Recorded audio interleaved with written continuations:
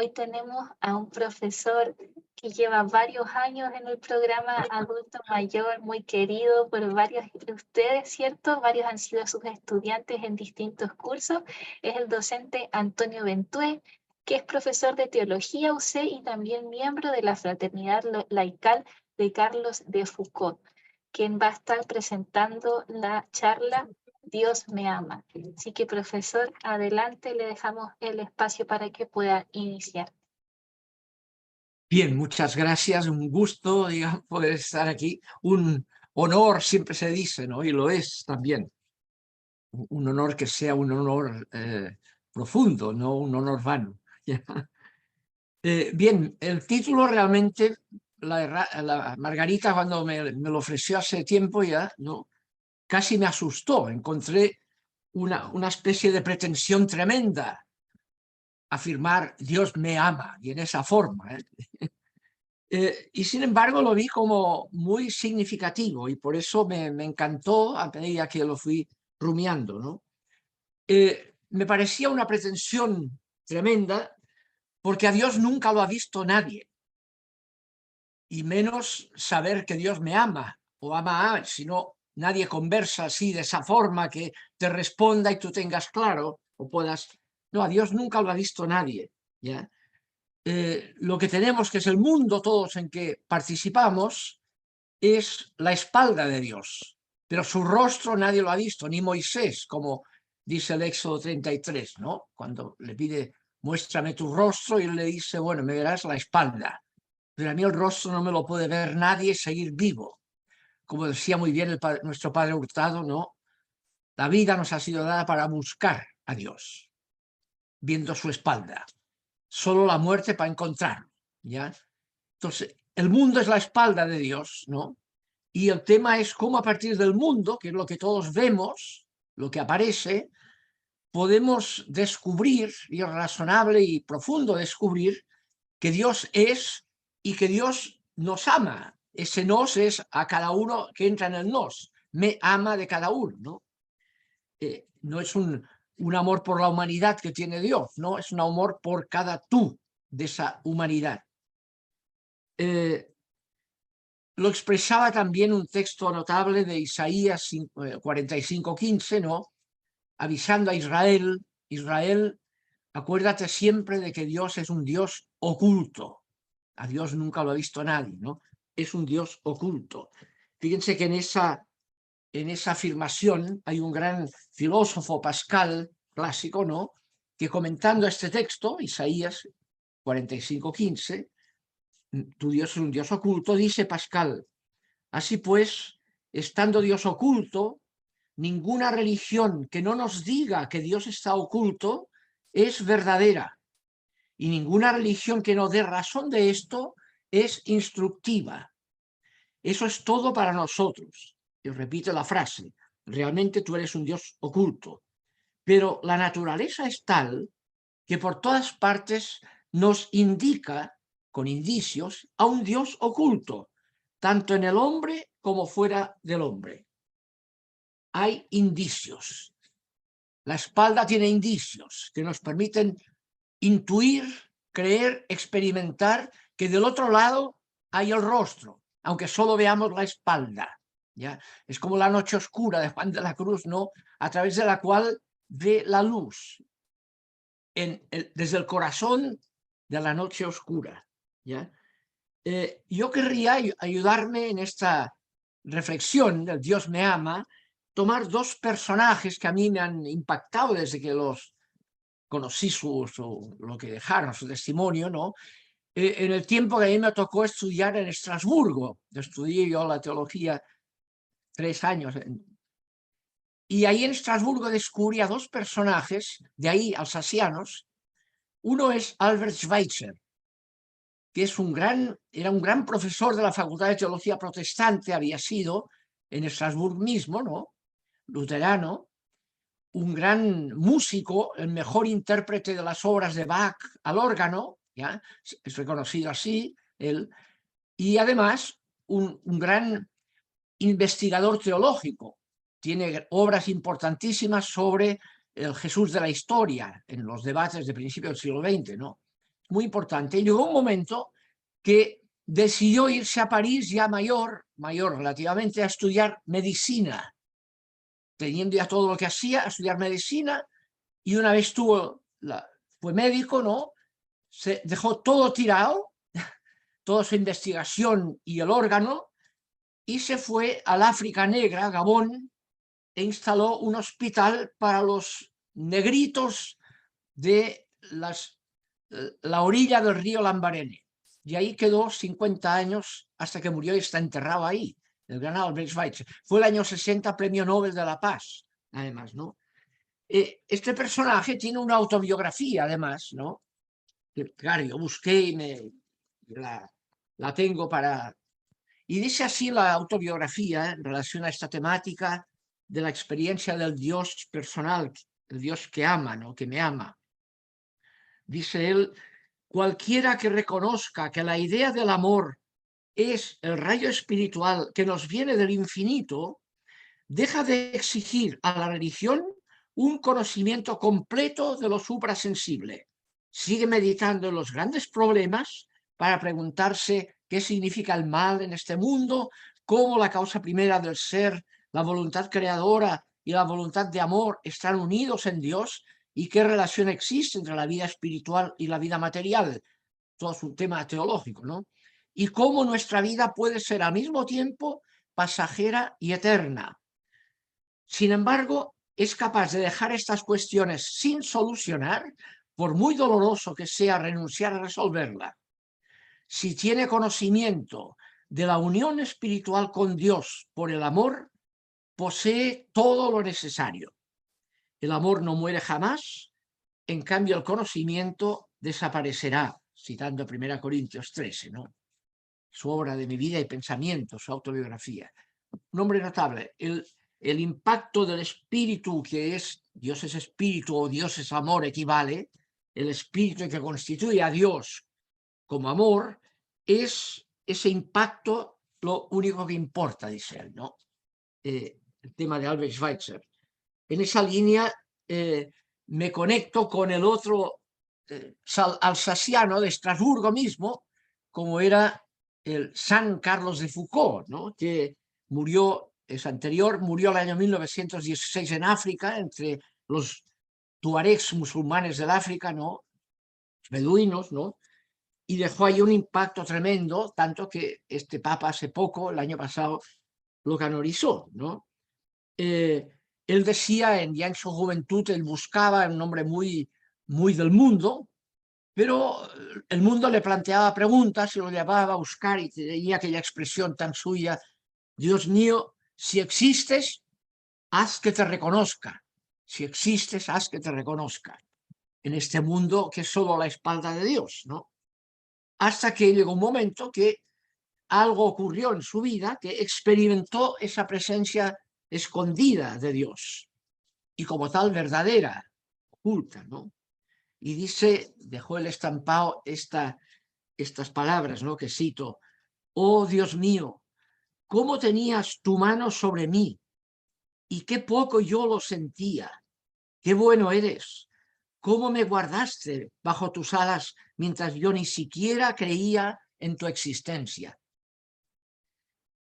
Y uno ve en esas palabras la referencia a las palabras notables del Salmo 139 al que alude, ¿no? Aún no está en mi lengua la palabra, y ya tú, Yahvé, la conoces entera. Me aprietas por detrás y por delante, y tienes puesta sobre mí tu mano. Expresión que tomará de ahí Carlos de Foucault, ¿no? Es la misma experiencia que aparece en la Biblia, por ejemplo, Isaías 53, el siervo sufriente, el versículo 6, andábamos errantes, siguiendo cada uno su propio camino, mientras Dios estaba ahí, pero andábamos en otra. ¿Ya? A lo que alude el Evangelio de Juan al comienzo, estaba el verbo de Dios, no irrumpió, estaba en el mundo el verbo de Dios, pero el mundo no lo reconoció. Vino a los suyos, pero no lo acogieron.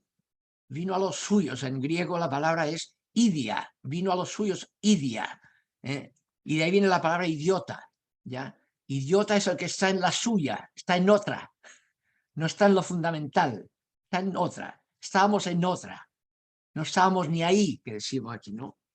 Y ahí se hace experimentar esa realidad del Dios presente que genialmente en la tradición judeocristiana tiene el nombre de Yahvé, o sea, del tetragrama sagrado, el verbo ser en primera persona. Son 3 consonantes, que es el verbo ser, hayá, con el prefijo personal de primera persona, la yot. Entonces, Yahvé es yo soy o yo seré. Se puede traducir indistintamente por presente y por futuro. Y caso mejor traducido nos permite a nosotros decir yo estoy, Yahvé es yo estoy y yo estaré. Yo soy el que estoy. Yo soy el que soy propiamente es yo soy el que estoy y estaré.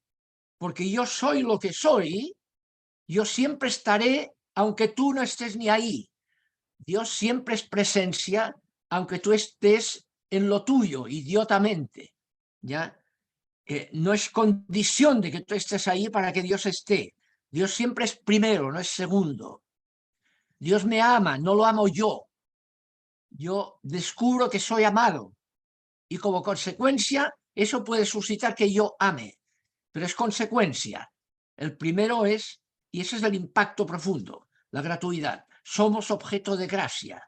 Dios me ama incondicionalmente, no dependiendo de si hago o no hago tal cosa o tal otra. No, no lo merece nadie. Es porque Dios es lo que somos objeto de su amor, que Dios me ama. ¿Ya? Y descubrir eso es el impacto de Albert Schweitzer, de Foucault y el impacto de siempre, ¿no? De toda la gente que lo capta, el descubrir que soy objeto de gracia incondicional. Es gracia, es gratuito, sin ninguna condición previa. ¿Ya? O si no, ya no sería gratuito. Gratuito significa es primero. Entonces, a partir de ese descubrimiento de que somos objeto de gracia incluso cuando nosotros estábamos en otra, ya no lo buscábamos tan solo, ya como dice Carlos de Foucault, ese es el impacto mayor, lo que puede suscitar en la conciencia que lo descubre la decisión consecuente ética de decidir en alteridad gratuita. Descubre que eres objeto de gracia, que eres objeto de amor, y cuanto más lo descubras, más serás capaz, más te suscitará capacidad de amar como consecuencia. La ética es consecuencia de la gracia, no su causa. Nadie merece, es gratuito, sin ninguna condición, ni ética ni ritual. No son los ritos los que merecen salvación. Eso es una herejía pelagiana ritual. No son los ritos celebran que somos objeto de gracia. Celebran la conciencia de que somos objeto de gracia gratuitamente. No son los que merecen la gracia. Ya no sería gracia. No son las obras las que salvan, como decimos. Es gracia. Es lo que descubrió San Agustín también. Por eso el doctor de la gracia. ¿Ya? Y peleó contra unos monjes que creían que ellos merecían más gracia que otros, los pelagianos, ¿no? Y le dio la razón a la Iglesia, claro, porque somos objeto de... Dios es primero, no segundo. ¿Ya? Y por tanto es incondicional. Yo querría en esto, eso es lo primero. Lo segundo que quería decir es que lo más fundamental, creo yo, suscitado por esa experiencia de que Dios me ama gratuitamente, ¿ya?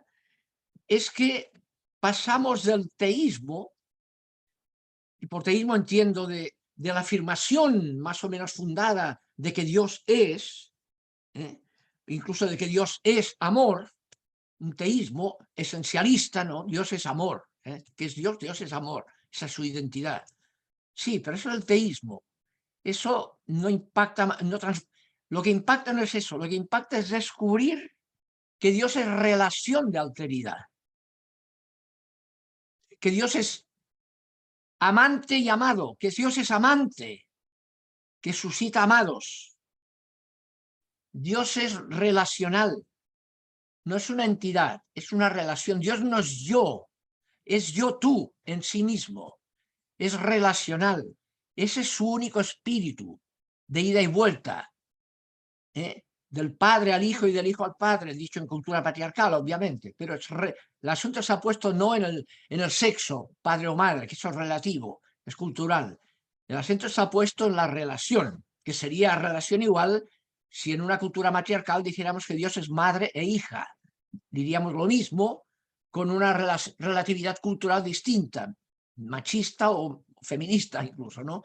Porque el tema está en que Dios es relación, es relacional. Dios es yo, tú, no es yo. Y por tanto, claro, ahí se entiende, el amor es relacional. El amor es decidir en alteridad. Dios es salida de sí mismo eterna al interior de sí mismo. Y eso es la reflexión profunda de lo que significa en realidad la Trinidad, más que una esencia teológica de identidad. Decir que Dios, siendo uno, es trino, significa que lo único absoluto es la relación, la alteridad. Ese es su único espíritu de ida y vuelta, de padre a hijo, hijo a padre, ¿no? Es el amor mutuo padre-hijo, hijo-padre, el único amor absoluto mutuo de ida y de vuelta. Pues bien, en esa relación divina en que el tú es el hijo en la categoría patriarcal con que se expresa, ¿no? Es el padre que tiene el hijo, en esa alteridad del tú eterno, que es el hijo eterno, en la relación, ese amor de Dios suscita que exista también lo que no es Dios. Porque hay mundo, porque hay ente sino nada, que diría Heidegger, ¿no? Porque Dios es lo que es. Porque Dios es relación, por eso hay lo absolutamente otro respecto a Dios, con el mal que implica, por la potencia, porque no es Dios, la carencia propia de lo que no es Dios, criatural. ¿Ya? Hay mundo porque Dios es amor, gratuito. Decide, hay una frase notable de San Agustín en esa línea, ¿no? En el acto eterno, único, es un solo acto eterno, de decidir en sí mismo, que es un acto eterno relacional, trino, es amor gratuito, eterno. En ese único acto eterno, Dios decide eternamente que exista el mundo, que exista lo que no es Dios, el fuera de sí de Dios. Y con que ese fuera de sí, por ser potencia, por no ser Dios, implicará mal, Dios decide eternamente asumir personalmente el mal donde más duele, el sufrimiento del inocente. Y como dice Agustín, el acto eterno de decidir crear, Dios decide encarnarse y morir en cruz. Es un solo acto eterno. Es el amor gratuito extremo, ¿no? Aquello que elaborará el himno cristológico quizá más primitivo que Pablo cita, ¿no? Cristo, siendo de condición divina, el verbo eterno de Dios, ¿no? Se autovació de esa dignidad porque es lo que es, porque esa alteridad no hace nada por su eterna gloria, no tiene egocentrismo, no es omnipotente que somete, no, Dios es alteridad. El poder es, si no se entiende bien, es falso, Dios no es poder, Dios solo es un acto eterno, no tiene potencia, por eso es inmutable, el mundo es poderoso, pasa de potencia a acto. Dios es inmutable, es un acto eterno, no tiene cómo cambiar porque es una plenitud eterna en sí misma. Entonces, ¿por qué Dios es? Dios es relación en sí misma y por eso existe lo que no es Dios, con el mal que implica. Dios no habría creado, no le conviene a Dios la creación, no le aporta nada excepto dolores de cabeza, porque hay mundo. Revela esa espalda de Dios, que implica mal, y todos sabemos eso, revela paradójicamente que Dios es amor gratuito, que Dios es relación, que decide por aquello por lo cual egocéntricamente no le convendría. ¿Ya? Y si el que exista ese mundo implica que le crucifiquen al hijo, peor todavía, más loco todavía, menos le conviene, ¿no? Pues bien, el acto eterno de decidir crear, Dios decide encarnarse y morir en cruz.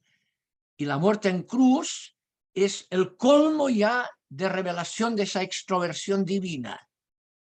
Tanto amó Dios al mundo, la primera carta de Juan, tanto nos amó que lo muestra lo que nos amó en que el Hijo eterno de Dios es crucificado. Y la crucifixión del Hijo revela lo que Dios es. Hay un texto notable, Juan 8, ¿no? 28, cuando dice, pone en boca de Juan en boca de Jesús, ¿no? Cuando levanten al Hijo del Hombre crucificado, conocerán que yo soy. y pone el tetragrama sagrado ahí en el crucificado, el nombre propio de Yahvé, de Dios. Cuando levanten al Hijo del Hombre crucificado, ahí conocerán que yo soy y conocerán lo que yo soy. Viendo aquello conocerán que Dios no es poder, es solidaridad en el mal donde más duele, el sufrimiento del inocente. Dios se hace víctima con las víctimas. Es un amor loco que se hace víctima con las víctimas. Y desde ahí llama a que todo aquel que no sea víctima, que decida en la línea de las víctimas como consecuencia. Descubra que lo que vale es el amor gratuito, incondicional, no el poder que produce víctimas. Ese es el gran tema que yo veo ahí, ¿no? Yo querría, en este tema de la relación, hay otro autor que tiene, lo conocí yo en Atenas una vez que me tocó ir para que es un gran teólogo laico ortodoxo, Christos, además se llama Christos Yannarás, ¿no? Y este caballero, digamos, tiene un libro que se llama, bueno, un libro sobre la iglesia, ¿no? Y habla dice lo siguiente, voy a leerles, ¿no? Aquí, verán por qué lo cito. Dice, solo la belleza del mundo, belleza estrechamente unida a la vertiginosa sabiduría que lo constituye en cada una de sus mínimas piezas, solo esa belleza puede funcionar como llamado a la relación con el principio causal personal, con el logos y el sentido del mundo.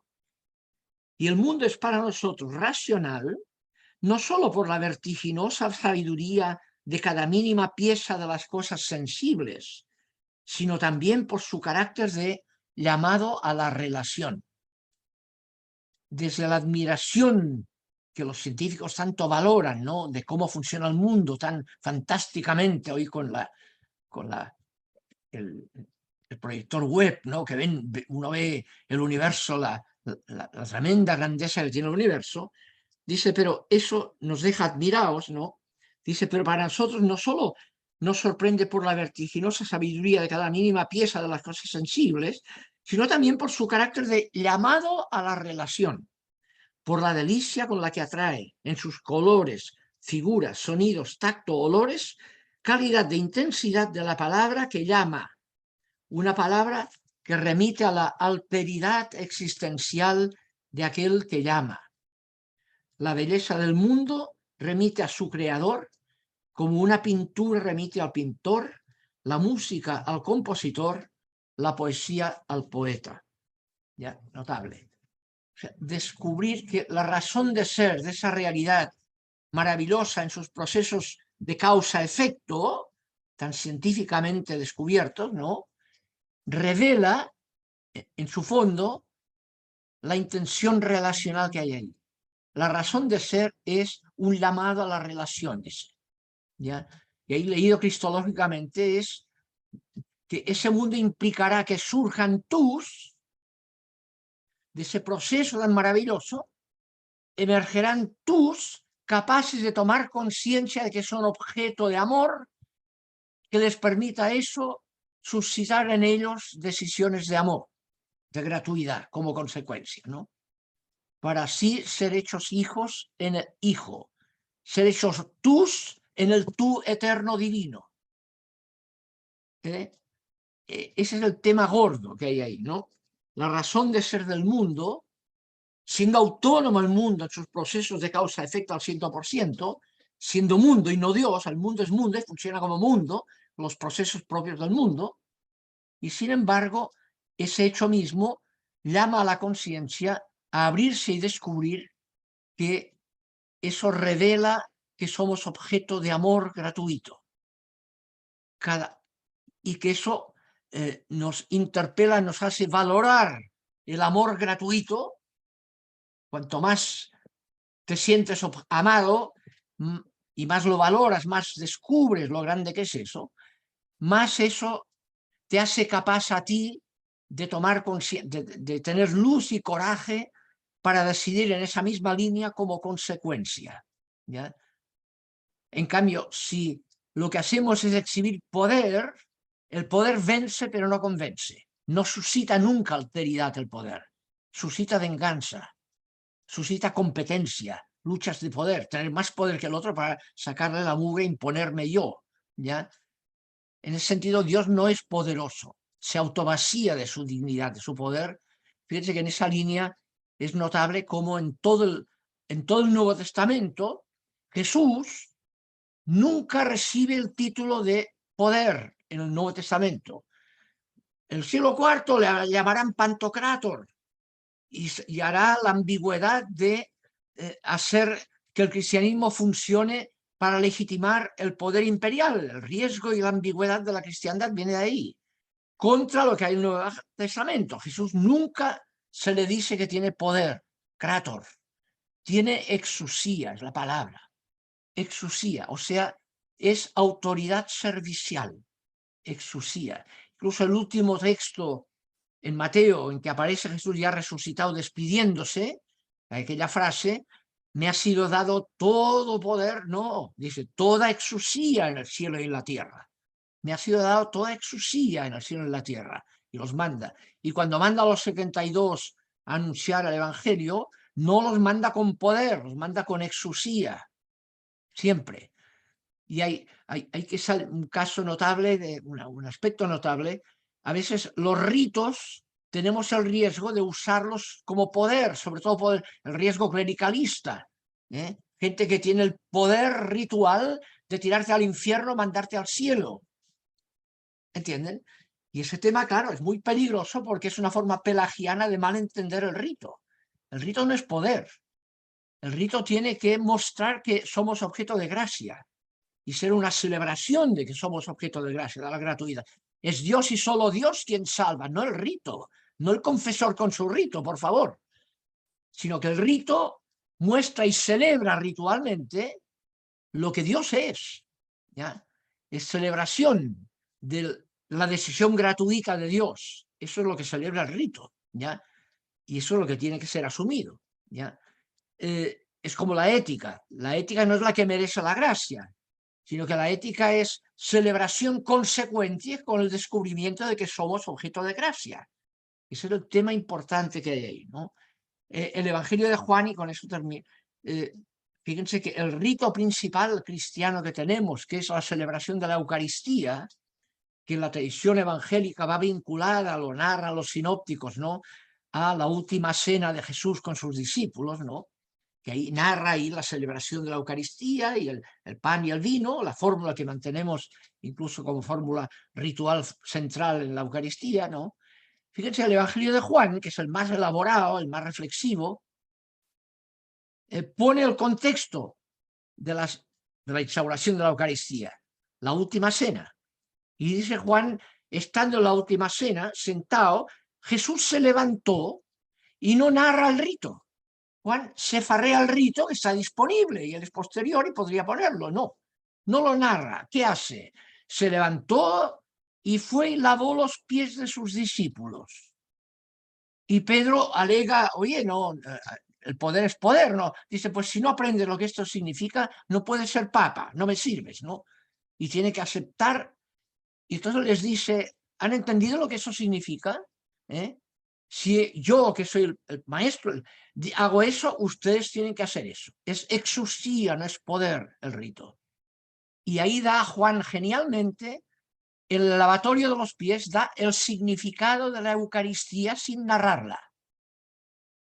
La Eucaristía significa lo que significa el signo de lavar los pies. Si no hay eso, es falsa la Eucaristía.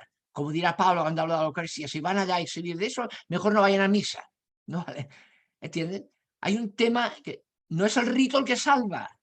El rito celebra que somos objeto de gracia y cuanto más celebramos con esa perspectiva, más nos mueve a actuar en la línea de lo que significa, que es lo que significa lavar los pies, la alteridad, ¿ya?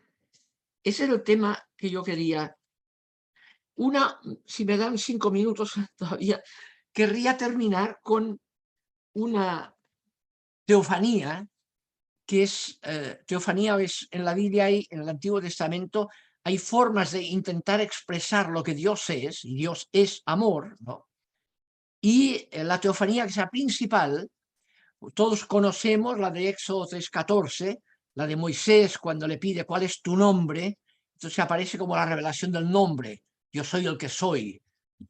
Cuando Moisés le dice, ¿cómo sé que yo voy al faraón y con un palito? ¿Y cómo sé que no me dejarás en la estacada? Que tú estarás conmigo, le pregunta, ¿no? Y entonces viene la respuesta, ve porque yo soy el que estoy y estaré ahí. Soy yo quien salva, no tú con un palito, atontado. Es Dios quien salva, no Moisés, ¿ya? Y por eso la ridiculización del medio para reflejar que es gratuita la salvación. No es la eficiencia de Moisés con un palito ridículo, ¿ya? Esa temática, ¿no? Entonces ahí sale, yo soy el que estoy ahí y estaré ahí. Pase lo que pase, confía, yo estaré porque yo soy el que estoy. Y entonces viene, esa es la teofanía 3:14. El capítulo 34 retoma la misma perspectiva. Moisés ha hecho una barbaridad, que es matar a 3.000 personas porque no hicieron la religiosidad popular en el desierto, que acogió a su hermano Aarón comprensivamente. Hicieron religiosidad popular para ver si algo llegaba, algún alimento, apelando al toro Apis, no de fertilidad egipcia, ¿no? Y viene Moisés, rompe las tablas y mata a 3.000 y después sube al cerro a que Dios le dé otras tablas. Y ahí viene el correctivo, la teofanía del capítulo 34. Dios le dice, a tú tranquilo ahí y yo pasaré. Y sale 2 veces también la palabra, igual que en 3:14, ¿no? Yahvé, yo estoy ahí 2 veces. Yo soy el que estoy. Y ahí nos da 6 atributos sobre quién es ese que está ahí y por eso es el que está ahí. ¿Quién es ese Yahvé, esa presencia misteriosa? Y salen 6 palabras y con eso terminaré. La primera es el término Raham hebreo. Yo soy Raham. Raham hebreo significa seno materno.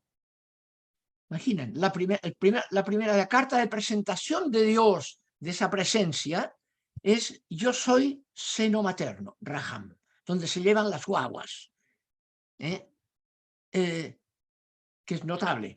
¿Qué significa eso? Que ahora resulta que es madre y no padre. No, significa que es lo que significa que es padre o que es madre, que es acogedor, es un seno. Todos están dentro, no expulsa a nadie.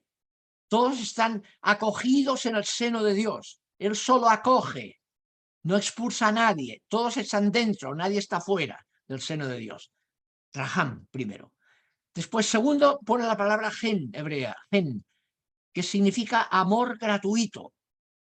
Lo que el griego traducirá siempre, sin ninguna excepción, siempre que sale el hebreo gen, la versión griega traduce por haris, y ahí viene el término griego haridad. Dios es haris, o sea, amor gratuito, no amor erótico. Eros es el amor con referencia egocéntrica.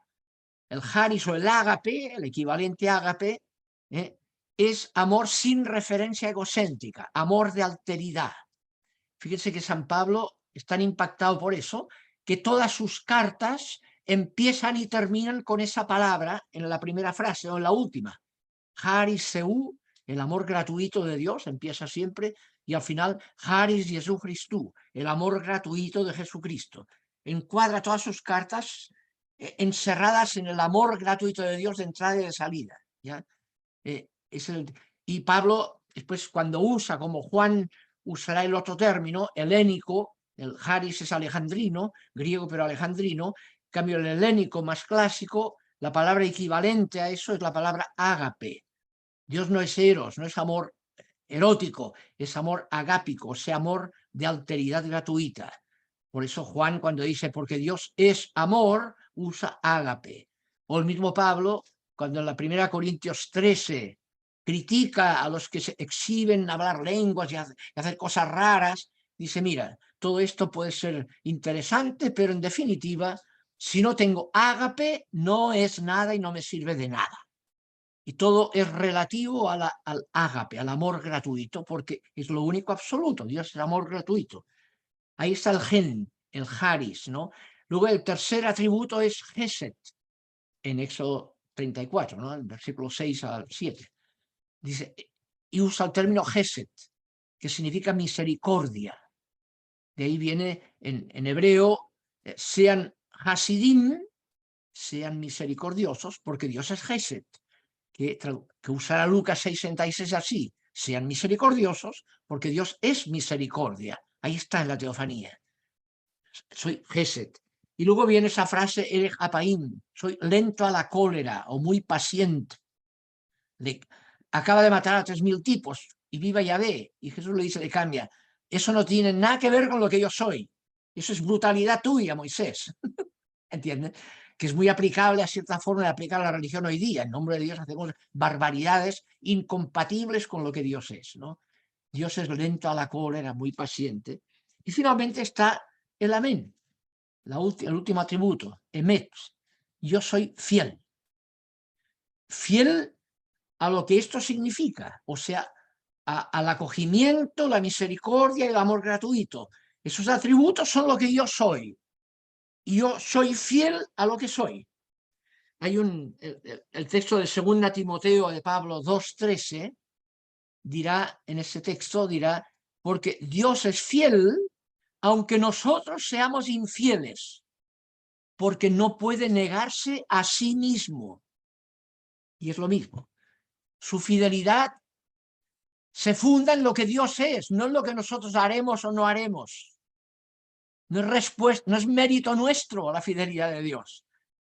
Es su identidad de gratuidad. Es fiel porque es gratuito. Y nosotros sabemos que donde no hay gratuidad, falla la fidelidad. Y es nuestro problema cultural, ¿no?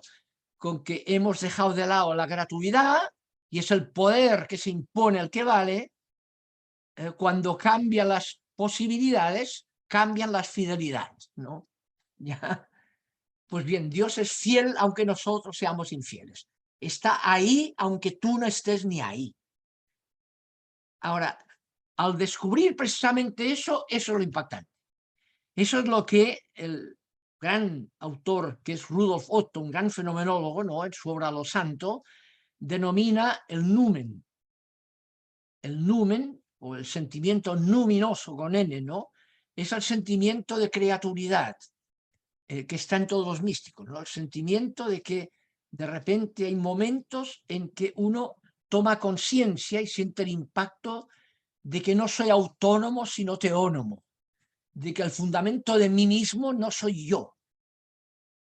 Descubre que hay una realidad que me funda y que siempre me ha fundado, ¿entiendes?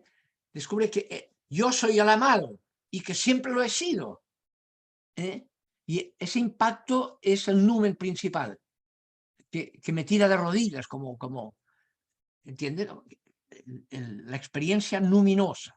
Y Rudolf Otto elabora cómo esa experiencia luminosa va vinculada a otros dos sentimientos, que es el sentimiento de temor sagrado, de decir, es como a veces a mí me pasa, no sé a ustedes, ¿no?, que en este tema, cuando uno lee esto, en las informaciones que te dan la tele, cuando te dan lo que viene por esos telescopios web, este universo o multiverso, que es una cosa increíble, digamos, y tú lo personalizas,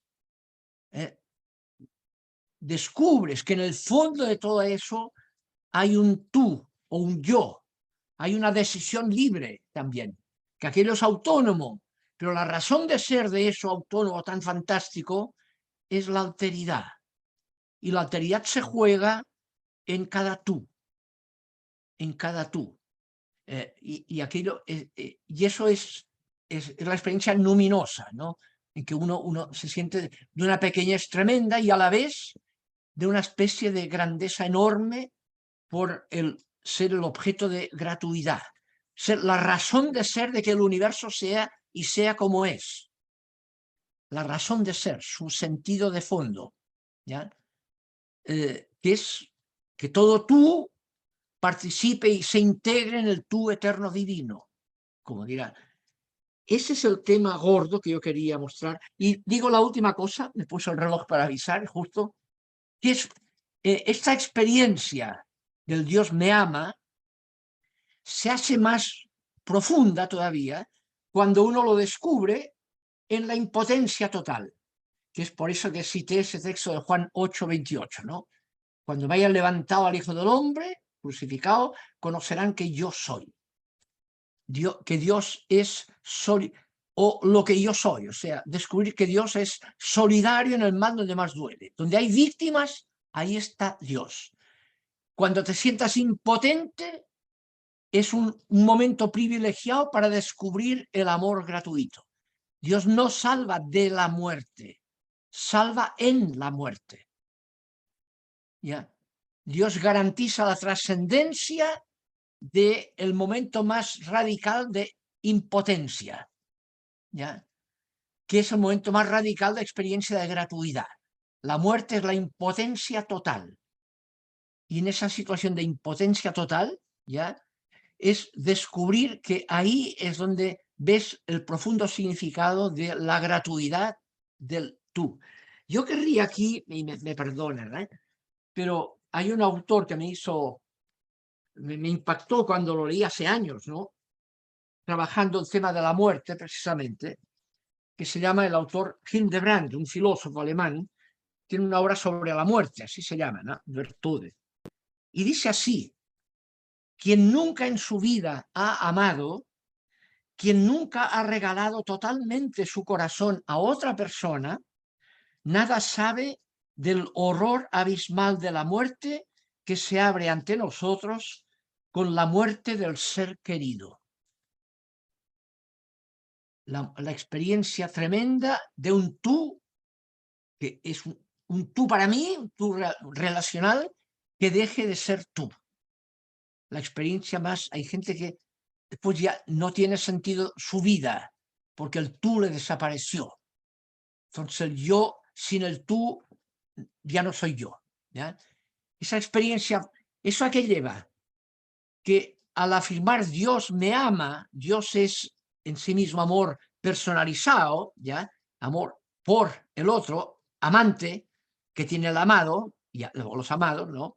Porque Dios es eso, no puede ser la muerte la última palabra. Es decir, el fundamento de la esperanza de la resurrección es que Dios es amor gratuito, es alteridad amorosa, y no soporta que el tú deje de ser tú. ¿Me explico? Porque Dios es relación de alteridad, somos eternos. Ese tú nunca dejará de ser tú. Es creado como un tú que participe eternamente del acto eterno divino. No puede ser la última palabra su aniquilación. Y esa es la raíz principal de la esperanza en la resurrección. La esperanza en que la muerte no sea la última palabra no es que nosotros tenemos un alma inmortal y que me perdone Platón, ¿ya? No hay nada en nosotros. Por eso el cristianismo ni postula la inmortalidad. No está en el credo, es un elemento filosófico platónico y budista previo, pero no está en la tradición judeocristiana. Creemos en la resurrección de la carne. Yo soy cuerpo animado, yo no soy ni mi alma ni mi cadáver. No somos compuestos de alma y cuerpo, somos cuerpos animados. Ese es el yo propio y por tanto el tú. ¿Me explico? Entonces, si sobrevive mi alma, no sobrevivo yo. Ahora, ¿cómo soy yo? Ese es el otro tema, pero es el tema de la resurrección de la carne, o sea, de la persona. El tú no puede dejar de ser tú. Y el tú, ese es el tema fuerte que marca el concepto antropológico judeocristiano. Por eso no incluye el tema del alma, sino que está la resurrección de la carne. Y eso es el punto central. Ahora, hemos visto que ese amor gratuito es gratuito, de manera que en la impotencia total eso sigue vigente, Dios salva en la muerte, aunque parezca que ya te aniquilaste, ¿no? Confía que Dios está ahí, yo estoy ahí, aunque tú ya no estés ahí, estás a la impotencia total. Ese es el tema importante, y eso está revelado sobre todo para nosotros en el Jesús de Nazaret, que murió realmente, dejó de existir, ya bajó al Sheol, ¿no? Es la afirmación, no lo hizo ver, no, Murió realmente, pero no podía ser la última palabra porque es el tú divino, en el cual estamos todos integrados. Y termino, fíjense que el Evangelio de Lucas, solo él pondrá eso una aplicación concreta cuando está crucificado Jesús con dos ladrones y al final hay un ladrón que Jesús le dice, hoy estarás conmigo en el paraíso. O sea, tú eres tú eterno como yo lo soy, hoy, el Viernes Santo aunque sea, ¿no? Hoy estarás, el hoy eterno, ¿ya? Bien, eso es lo que da una pista distinta para reflexionar sobre lo que implica esa expresión tan profunda de que somos objeto de gracia o que Dios me ama y que es verdad para todo tú. Además, y termino, en la fe católica, a diferencia de tradiciones protestantes, esa afirmación es universal. No hay predestinados a quedar fuera, no hay doble predestinación. Dios tiene una sola voluntad salvífica universal. Por tanto, todo tú es objeto de gracia, esté donde esté, aunque no esté ni ahí o esté en otra religión. ¿Entienden? Nadie está excluido del seno de Dios. No hay doble predestinación. Dios tiene una voluntad eterna única, no cambia de voluntad. Esa única voluntad eterna es la vida divina para todo tú sin ninguna excepción. Lo sepa o no lo sepa, siga un camino cultural religioso por un lado o por otro, etcétera, etcétera. ¿Ya? Esa es la perspectiva y la ventaja católica universal. Dios es salvación universal sin ninguna excepción. Descubre eso, uno dice, ah, mira qué bueno, entonces somos... descubre eso a fondo y verás que eso, sobre todo eso, es capaz de suscitar éticas de gratuidad como consecuencia. Precisamente la incondicionalidad es capaz de suscitar capacidad de incondicionalidad nuestra. Si ponemos condiciones, hacemos éticas condicionadas también como consecuencia, o pelagianas. Eso es lo que me parece. Bien, yo querría ahora, porque eso más o menos podríamos profundizar, quizá dejarlo si hay conversa después, ¿no? Pero querría dejar aquí un texto, comentar, elegí dos pequeños textos, uno de San Juan de la Cruz, ¿no?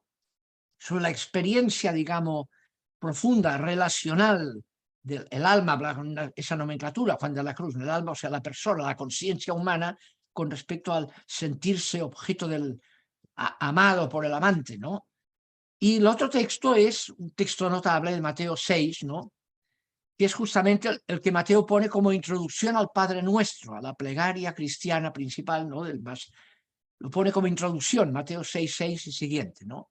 Que es el texto que ahí les aparecerá en pantalla, cuando dice que, destaco ahí una cosa que es la siguiente, ¿no? En el texto de Mateo 6, confronta,